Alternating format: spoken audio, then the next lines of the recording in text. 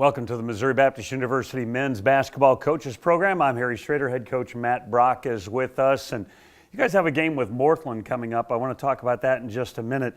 It's been a team in flux, though. You guys have been kind of figuring out who can do what. Tell me about where you're at so far. Well, we've really had different rosters available almost every game. So we're trying to get the right combinations, trying to get the right lineups put together.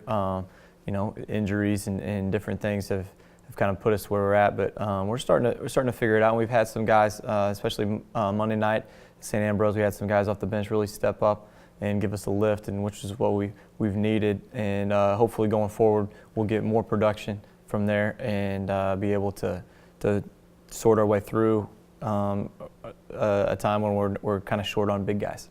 Case in point, you guys started off, you were playing good basketball without Jared White, your All-American from a year ago.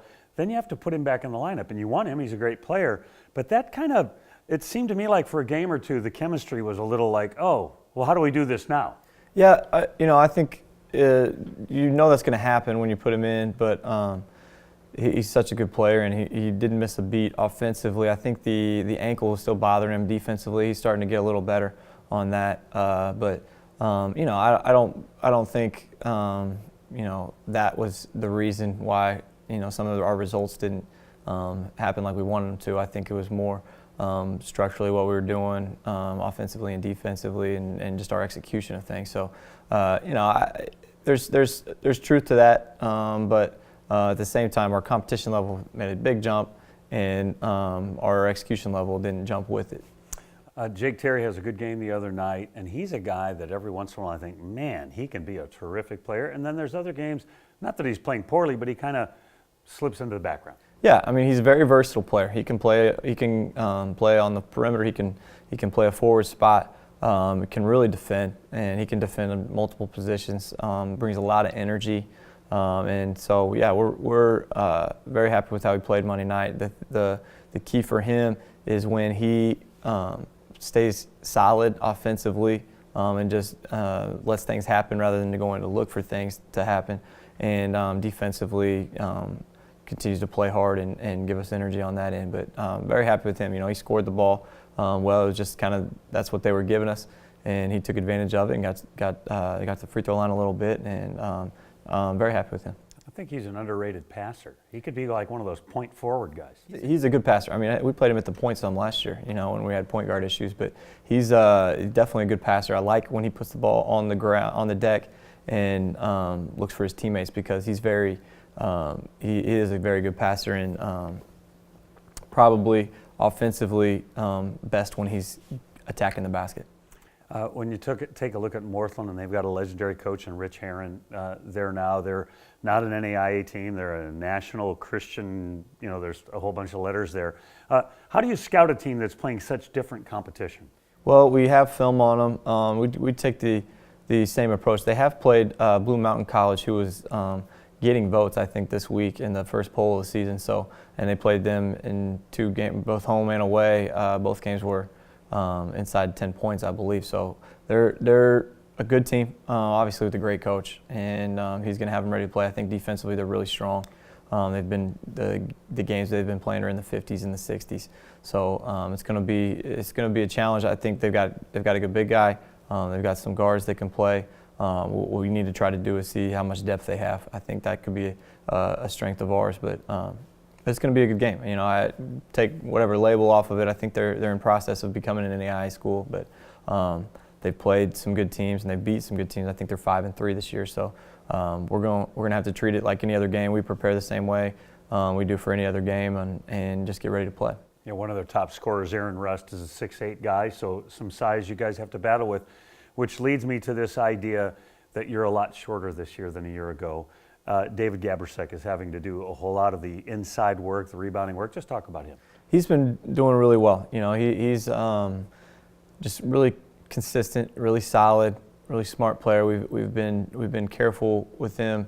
We had some issues earlier that we've kind of tried to figure out as far as his workload, but he's been doing a good job playing a lot of minutes and having to and scoring the ball effectively, and just just you know what you're going to get. He's consistent. He's going to be ready. He's going to be smart. He's going to make all the right plays from a mental standpoint. So he's one of those guys you don't really worry about too much. And like Monday night, he really got it going. They had trouble guarding him in the post. We're just really trying to get it to him, and he can get it going. You know, he's a guy that can go get you 17 or 18 points and 8 or 10 rebounds. So he's been very solid this year. Final thought, Chris Puzzle's closing in on 1,400 points. And you and I have talked about him before, about his work ethic and all that, but a guy with 1,400 career points, it's a pretty big deal. Yeah, I mean, he's anytime you get to play somewhere for 4 years, and as much as he's got to play, the numbers start to add up, and I know that he's not focused on those at all. He's a team guy, team first guy, and I've never heard him even mention or even think about personal stats, and you can tell just from last year as he took a step back to the second leading scorer when he had been the man his freshman and sophomore year. But he can really score the ball. That's one of his best attributes offensively, and what he's really done is transform himself as a defender. He's now our go-to defender. You had him on Martavian Payne the other night. Yeah, I looked out and I'm saying, are you kidding? And he did a pretty good job. He's become one of our best perimeter defenders, and it's just the same thing with David. He's just very smart. He is athletic and strong, which helps him, but he's turned himself into a great defender, whereas he was when we got here, he was a really good offensive player, just not very good defensively. Now he's kind of flipped it around where he's just a really strong defender, a guy we're given a good tough matchup to every night, and he's doing that and scoring as well. So very happy with how he's progressed, and hoping that we can continue that as we get further into this season. I lied. One final question. Closing in on the holidays. Do you feel okay about where your team is? Excited about where your team is? Depressed? I mean, how do you at this particular juncture?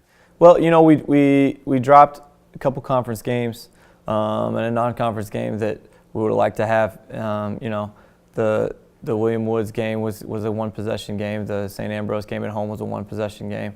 The Belleville game, we had a lead at half. So we figured. I hope we started to figure things out. Even though we blew the lead again at the start of the second half on Monday night, we got it back immediately. We responded with a 7-0 run, and then they closed again, and we responded with another 8-0 run. So hopefully we're starting to figure that out and not letting off the gas when we need to be pressing down and trying to win the game by 15 instead of getting these coin flip games. So you know, I don't really.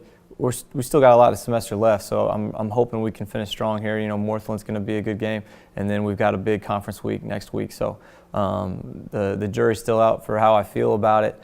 You know, I definitely feel good about the team we have. I'm looking for our team to continue to be more consistent on both ends, and I think that'll lead to the results we want. Northland College, 7 o'clock. At Spartan Hall. That's head coach Matt Brock. I'm Harry Schrader. You've been watching The Coaches Show on the Spartan Digital Network.